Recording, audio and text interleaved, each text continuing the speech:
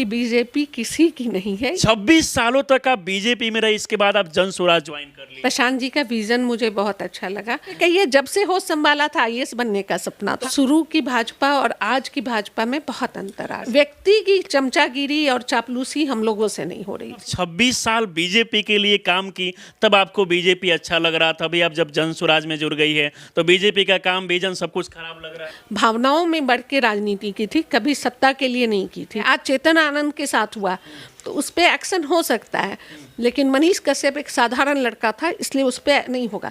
तो ये जो भेदभाव है व्यवस्था में, हम लोग उसी की लड़ाई। 2005 से पहले लालू यादव रहे, वो पलायन खत्म नहीं कर पाए। 2005 के बाद लगातार नीतीश कुमार जी है, वो भी पलायन खत्म नहीं कर पाए। तो फिर प्रशांत किशोर पे लोग भरोसा कैसे करेंगे? तो सम्राट चौधरी ने कह दिया कि इन्हें कहीं नहीं रखना है, तो ठीक है भाई, आपको नहीं रखना है, मैं खुद नहीं रहने को तैयार हूँ। देखिए, बिहार की एक ऐसी महिला जो 26 साल बीजेपी में रहने के बाद भी अब जन स्वराज ज्वाइन कर लिया। जी हमारे साथ दरभंगा की रहने वाली विनीता मिश्रा जी है, जिनके बारे में बात किया जाए तो पहले इनका आईएएस बनने का सपना था, लेकिन बाद में ये पॉलिटिक्स में आ गई। 26 सालों तक लगातार बीजेपी के साथ रही। इसके बाद जब बिहार के राजनीति में प्रशांत किशोर जी का एंट्री हुआ, उसके बाद से इनको लगा कि मुझे जन स्वराज ज्वाइन करना चाहिए, क्योंकि प्रशांत किशोर लगातार रोजगार को लेकर बात करते हैं, पलायन को लेकर बात करते हैं। ये सब कुछ इनको अच्छा लगा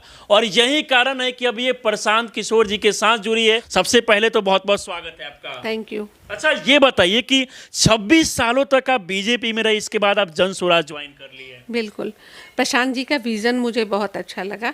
पहली बार लगा कि कोई ऐसा आदमी आया है जो मुद्दों की बात करता है। भाजपा में मैं थी 26 साल, शुरू की भाजपा और आज की भाजपा में बहुत अंतर आ गया। भाजपा में भी तो देखा जाता है, वो भी तो मुद्दे की बात करते हैं कि बिहार में ट्रेन दे रहे हैं लोगों को, बहुत सारा सौगात नहीं दे रहे हैं। नहीं, इधर की भाजपा कहीं भटकी हुई लगती है।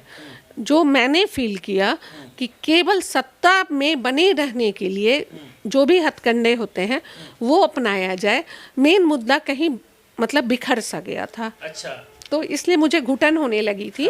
और नए नए लोग जिस तरह से पार्टी में आ रहे थे, तो वो जो एक नैतिक वाली बात थी, नैतिक मूल्यों पे चलने वाली बात, वो कहीं ना कहीं उसमें भटका। लग रहा था कि बीजेपी जो है अपने मुद्दा से लगातार भटक रही थी। तो 26 साल फिर आप कैसे रहे उस बीजेपी में? नहीं, शुरू में तो आई थी, उस समय तो जब जंगल राज से लोग परेशान थे, तो एक बदलाव के लिए एक बीजेपी बहुत बड़ा ये लगा था कि प्लेटफॉर्म की नहीं, जिस बदलाव की बात हम लोग कर रहे हैं, जहां हमारे अंदर ये चीज़ है कि परिवर्तन होना चाहिए, तो बीजेपी में उस समय आई। और सुशील जी के बात से और नवीन किशोर सिन्हा थे, उन लोगों की बातों से प्रभावित होकर सुशील जी ने हमेशा जंगल राज के खिलाफ अपनी आवाज़ उठाई थी, तो उन लोगों से प्रभावित होकर मैं बीजेपी में आई। पहली बात किया जाए तो 2005 से पहले बिहार में कहा जाता है कि जंगल राज था।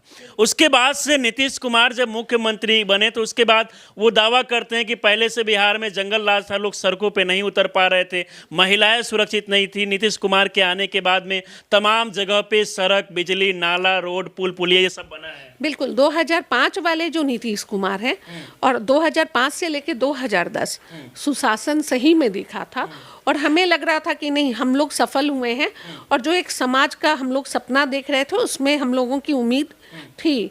लेकिन इधर के दिनों में ये जो 10 सालों में जो गिरावट आई है, राजनीतिक गिरावट कहिए कि एक तो जाति में उलझाना सबको, मेन मुद्दे से भटक गए लोग, भ्रष्टाचार इस सीमा तक बढ़ गया कि आज 5 किलो अनाज में भी 4 किलो अनाज भी मुश्किल से मिल रहा है लोगों को। प्रधानमंत्री कितनी भी बातें कर लें, लेकिन बिहार जिस दलदल में अभी है उसको। मैम, आपको देखकर लोग ये भी सवाल पूछेंगे कि जब आप 26 साल बीजेपी के लिए काम की, तब आपको बीजेपी अच्छा लग रहा था, अभी आप जब जन स्वराज में जुड़ गई है तो बीजेपी का काम, विजन सब कुछ खराब लग रहा है? नहीं, ये गिरावट आ रही थी। जैसे जिस समय हम लोग जुड़े थे उस समय सत्ता में नहीं था। अच्छा। तो एक विपक्ष की जो भूमिका होती है उसमें वो बहुत मुखर था। जैसे जैसे सत्ता में हम लोग ज़्यादा दिनों तक रह गए तो जो सत्ता की सारी बुराइयां होती है वो कहीं ना कहीं इस दल में भी आ गया और ऐसे ऐसे लोग आ गए जो सिर्फ सत्ता के लिए आए, तो आपका जो मूल मुद्दा था वो कहीं भटक सा गया था। अगर वो सोच पहले वाली रहती तो शायद मैं उसमें पहले वाली या बीजेपी की सोच नहीं है। जैसे कि बाकी राज्यों में कहा जाता है, बीजेपी के द्वारा खुद कहा जाता है कि हम लोग नए नए युवाओं को मौका देते हैं, महिलाओं को मौका देते हैं। जैसे कि देखा गया कि दिल्ली की सीएम अचानक से एक महिला को बनाया गया। आपको नहीं लगता है कि जैसे कि बहुत सारे लोग ये भी कहते हैं कि बीजेपी सिर्फ लोग का इस्तेमाल करती है, लेकिन एक तरफ बीजेपी को देखा जा रहा है कि वो नए नए चेहरा भी अपना घोषित कर नहीं, बीजेपी सही है, महिलाओं को भी सम्मान मिला, सब कुछ सही है, लेकिन हमारा जो संगठन था बिहार का, पहले वो संगठन था, आज वो आदमी व्यक्ति आधारित राजनीति होने लगी है और कई गुटों में बट गई है। और आप जो एक पुराने कार्यकर्ता हैं, आप किसी गुट के नहीं हैं, आप संगठन के हैं। तो इस कारण हम लोगों की जो कहा जाए, हम लोगों को घुटन हो रही थी कि नहीं, अब व्यक्ति की चमचागिरी और चापलूसी हम लोगों से नहीं हो रही थी। अच्छा, तो हम लोग संगठन के लोग थे, तो हम लोग को दिक्कत हुई। आपके बारे में ये भी पता चला कि पहले आपका आईएएस बनने का सपना था। पहले क्या बनना चाहती थी आप? बिल्कुल, जन्म से कहिए, जब से होश संभाला था आईएएस बनने का सपना था। तो आईएएस का सपना छोड़कर पॉलिटिक्स में आप कैसे आ गई मैम? मेरी फैमिली में सब लोग पॉलिटिक्स में पहले थे, कांग्रेस की राजनीति करते थे, लेकिन मेरे मौसा जो कांटी से 3 बार विधायक भी रहे, स्वर्गीय नलिनी रंजन सिंह, उनसे मैं बहुत प्रभावित थी। वो ना गरीबों के लिए काम करते थे और एक कम्युनिस्ट विचारधारा के शुरू में थे, तो उनको देखा था मैंने गरीबों के लिए संघर्ष करते। तो वो मेरे कहिए सोच में आया और मुझे उसी तरह उन लोगों के लिए काम करना था, लेकिन मुझे जाति पे काम नहीं करना था, उसमें कोई भेदभाव नहीं करना था, मुझे समाज के लिए काम करना था। और बाद के दिनों में जब नीतीश कुमार की सरकार भी आई थी, मैंने अपने खर्चे से सारा कुछ अपना लगा के मैंने समाज को बदलने में जो भी भूमिका मेरी थी, मैंने भरपूर कोशिश किया। मैंने ना आज तक भाजपा से कभी कोई पैसा लिया और ना मैंने कभी पद के लिए कहा। खुद के पैसा लगा के आप लोग का मदद कर रही थी, पार्टी से कोई पैसा नहीं, आज तक नहीं, आज तक कोई नहीं कह सकता है। और मैंने पद के लिए भी कभी पार्टी में किसी को नहीं कहा, लेकिन जब नए नए लोग आके और देख रही हूँ कि संगठन में सबसे ऊपर बैठ रहे हैं, तो इस बार मुझे लगा कि ये आवाज़ उठानी चाहिए। अच्छा। तो मैंने ये विरोध जताया जरूर पार्टी में कि जो हो रहा है गलत हो रहा है। तो उस समय से लगा कि लोगों ने मुझे टारगेट कर लिया। अच्छा। तो और मैं 1.5-2 सालों से प्रशांत जी को फॉलो कर रही थी, भावनाओं में बढ़ के राजनीति की थी, कभी सत्ता के लिए नहीं की थी। लेकिन ये समझ में आया कि बीजेपी किसी की नहीं है, ये मेरा व्यक्तिगत अनुभव है। पार्टी आपके लिए कोई भावना नहीं रखती है। अब उनके पास बोलते हैं कि हमारे पास इतने करोड़ कार्यकर्ता हैं, तो जो नीचे कार्यकर्ता आपस में सुख दुख बांटते हैं, लेकिन ऊपर के जो लोग हैं वो शायद पता नहीं राजा की तरह अपने को महसूस करते हैं। आज चेतन आनंद के साथ हुआ तो उस पर एक्शन हो सकता है, लेकिन मनीष कश्यप एक साधारण लड़का था, इसलिए उस पर नहीं होगा। तो ये जो भेदभाव है व्यवस्था में, हम लोग उसी की लड़ाई। 2005 से पहले लालू यादव रहे, वो पलायन खत्म नहीं कर पाए।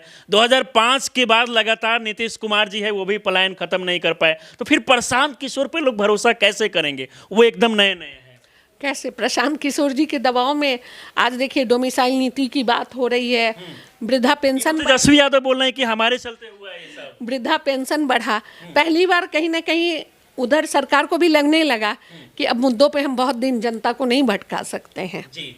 तो यही बात है, इस कारण सुधार आ रहा है। अगर इन लोगों के कहने से सरकार कुछ भी सोच रही है जनता के लिए, तो ये अच्छी बात है। भले ही भ्रष्टाचार से मुक्ति दिला दे, ये सबसे बड़ी प्राथमिकता है। हाँ, बिल्कुल। अच्छा, जैसा कि प्रशांत किशोर जी का जो थीम देखने को मिल रहा है, जो विजन है, सेम तेजस्वी यादव भी उसी पे पहले से बात कर रहे हैं। वो भी रोजगार को लेके बात कर रहे हैं। तेजस्वी यादव, तेजस्वी राजा आदमी है, देखिए वो राजा के बेटा हैं, तो उनके विजन और इनके विजन में, और तेजस्वी की जो शिक्षा है, और अभी जो प्रशांत जी पूरा रोड मैप तैयार करके जिस तरह से बताते हैं, दोनों में जमीन आसमान का अंतर है। जमीन आसमान का अंतर है। अच्छा, आपका मैम बैकग्राउंड क्या हुआ राजनीति? आपके पति क्या करते हैं पहले? नहीं, मेरे पति तो बिजनेसमैन है। अच्छा, बिजनेसमैन है। तो इसीलिए मतलब बहुत सारे लोगों को लगता है कि जब मतलब राजनीति में इसलिए आते हैं कि यहाँ पैसा ज़्यादा है, लेकिन पहले से सब कुछ है आपके पास, घर संपत्ति, फिर भी आप राजनीति में आई है। हाँ, क्योंकि व्यवस्था बदलने की बात थी और ये लड़ाई मेरी थी शुरू से। मेरे अंदर कहें कि कहीं ना कहीं ये चीज़ था। अच्छा, आपका क्या भूमिका रहने वाला है? क्या आप चुनाव लड़ने वाली है जनसुराज के साथ? नहीं, मैं कुछ सोच के नहीं आई हूँ। क्योंकि बहुत सारे लोग कह रहे हैं कि जनसुराज के साथ जो लोग जुड़ रहे हैं उनके अंदर एक उम्मीद है कि उनको भी टिकट मिलेगा। ऐसा कुछ नहीं है? कुछ नहीं, कुछ नहीं। जब मैंने अपनी पार्टी में नहीं टिकट मांगा, जहां मैं 26 साल रही, वहां आप किसी से पूछ लेंगे कि मैंने कभी कोई व्यक्तिगत काम के लिए उनके पास गई हूं या किसी चीज़ की डिमांड की हो। हाँ, लेकिन जब अभी इधर के दिनों में जब अति होने लगा, जो 1 साल 2 साल से लोग आए मेन कमेटी में थे, तो मैंने बस ये आवाज़ उठाई थी कि ये गलत हो रहा है। अब हम लोग पुराने लोग हैं, हम लोग को देना चाहिए। तो सम्राट चौधरी ने कह दिया कि इन्हें कहीं नहीं रखना है। तो ठीक है भाई, आपको नहीं रखना है, मैं खुद नहीं रहने को तैयार हूँ। और मैं आपके पास कभी जाऊंगी नहीं मांगने, मैंने पद कभी मांगा नहीं। और यही विजन से मैं आई हूँ प्रशांत जी के पास।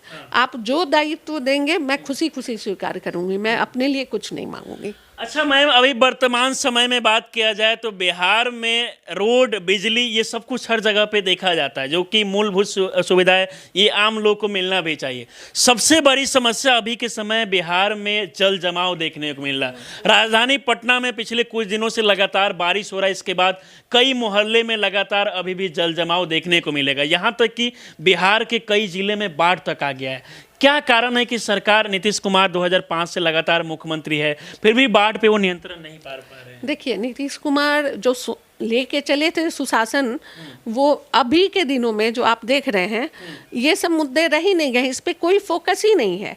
ये सारा काम जो हो रहा है, आप या तो एक से एक बिल्डिंग बन रही है या इस तरह के सड़कें बन रही हैं। आप गुणवत्ता देख लीजिए प्लीज़, कि गुणवत्ता क्या है उन चीज़ों का, और कट कमीशन कहाँ जा रहा है। भ्रष्टाचार से पूरा बिहार करा रहा है। ये तो मैंने महसूस किया है, खुद भी महसूस किया है। कई लोग आते हैं मेरे पास काम कराने, मैं जब जाती हूँ तो मुझे पता चलता वो बिना पैसा तो ये काम होना ही नहीं है। अच्छा, ये बात आप भी मानती है कि बिना मतलब पैसा घूस दिए कहीं कुछ काम बिल्कुल नहीं, बिल्कुल नहीं। और ये है नीतीश कुमार के कमजोर पड़ने की निशानी है। तो बाढ़ की समस्या, जल जमाव की समस्या काफ़ी ज़्यादा है। प्रशांत किशोर लगातार ये बात कह रहे हैं कि अगर हम सरकार में आएंगे, जन स्वराज का बिहार में सरकार बनता है, तो बाढ़ पे नियंत्रण पाया जा सकता है। कैसे, बताइए कारण कैसे पाया जाएगा? क्योंकि 2005 से पहले लालू यादव रहे, 2005 के बाद नीतीश कुमार है, उनके द्वारा अभी तक बाढ़ पे नियंत्रण नहीं पाया गया। वो कहते हैं कि ये सब प्राकृतिक आपदा है। ये नहीं, मेरे घर में भी इंजीनियर लोग हैं, मुझे पता है समाधान है, लेकिन बहुत कुछ ऐसा है जो समाधान लोग नहीं चाहते हैं। और क्योंकि समाधान चाहने से उस विभाग की कमाई रुक जाएगी, मंत्री की कमाई रुक जाएगी। हर लेवल पे जो ये बाढ़ या किसी भी आपदा के मध्य में जो बजट होता है वो लूटने का मौका नहीं। आपको लगता है कि अगर प्रशांत किशोर जी सत्ता में आते हैं बिहार के राजनीति में, तो बाढ़ समस्या ये सब खत्म हो जाएगा? समय लगेगा, समय तो लगेगा, लेकिन मुझे उम्मीद है कि उनके पास ये रोड मैप तो जरूर। रोजी रोजगार को लेकर भी प्रशांत किशोर जी बात कर रहे हैं कि जन स्वराज के बिहार में अगर जैसे ही सरकार आती है तो उसके बाद से 1 साल में बिहार के बाहर तमाम जो लोग पलायन करके गए हैं, जो वहाँ पर मजदूरी करते हैं, उनको वापस बुला लिया जाएगा। 10-12 हज़ार का नौकरी सबके लिए व्यवस्था कर दिया जाएगा। आपको लगता है कि इससे मुमकिन है? देखिए, रोड मैप तो है उनके पास, जो मैंने देखा है करीब से, रोड मैप सब चीज़ का बना हुआ है। हाँ, लागू होने में कम या ज़्यादा यही समस्या आएगी यहाँ, लेकिन है विजन। और अगर उसी ईमानदारी से वो चलते रहे तो। कई लोग ये भी आरोप लगा रहे हैं ये तो बीजेपी के बी टीम है, ये बीजेपी के लिए आए। हाँ, ये मुझसे भी कई लोगों ने कहा कि बीजेपी की बी टीम है। तो मैंने कहा कि ठीक है, 26 साल बीजेपी में गुजारा इसी उम्मीद से कि व्यवस्था परिवर्तन होगा, फिर इनके साथ भी देख लेते हैं। तो हम लोग जैसे लोग हैं जो निस्वार्थ आए हैं, उनको व्यवस्था परिवर्तन से मतलब है, पलायन रुके, हमारे भी बच्चे वापस आए, जो गरीब लोग जिनके बाहर जाके दिहाड़ी मजदूरी करते हैं और अपमानित होते हैं। अब बिहारी होने का दंश बाहर जाके सुनिए कि बिहार के बारे में लोग क्या बोलते हैं। तो उस व्यवस्था से अगर सुधार होता है और हम बिहारी उस पर गौरव महसूस करने लगेंगे, तो सबसे बड़ी जीत हमारी। आज चलिए, बाकी मैम हमारे साथ इन सारे मुद्दों को लेकर आप बातचीत की, इसके लिए बहुत बहुत धन्यवाद आपका। Thank you. बाकी देखिए, मैम के बारे में बात करें, पिछले 26 सालों से लगातार बीजेपी के लिए काम किया और इसके बाद में अब इनको लगा कि जब प्रशांत किशोर का एंट्री होता है बिहार के राजनीति में, तो इनको लगा कि प्रशांत किशोर का जो विजन है, जैसे कि वो रोजगार पलायन बाढ़ को लेकर बात कर रहे हैं, तो इनको लगा कि नहीं, उनका समर्थन करना चाहिए। और यही कारण है कि अब ये जन स्वराज में जुड़ गई है। क्या कुछ इनका भूमिका होगा अभी वो तय नहीं किया गया, कुछ दिन में ये सब कुछ तय हो जाएगा। बिल्कुल, कि क्या आपका विजन रहेगा? हाँ जी जी बिल्कुल। चलिए, बाकी इस पूरे वीडियो को देखकर आप लोग क्या सोचते हैं, अपनी राय हमें जरूर दें। हमारे साथ जुड़ रहे हैं, बहुत बहुत धन्यवाद।